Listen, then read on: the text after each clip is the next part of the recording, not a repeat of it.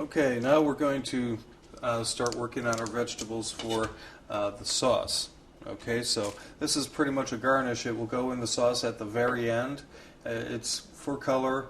Of course, it will add flavor, but the color is a big part of it. So, green onions. All we need is the green. We don't need the white. So you can save the white end of the onion for other dishes. Okay, that's enough. Then we'll go with the tomato. Cut this end off. And what I'm going to do is dice half the tomato. That's about all we will need. And we'll save this for later on. Okay.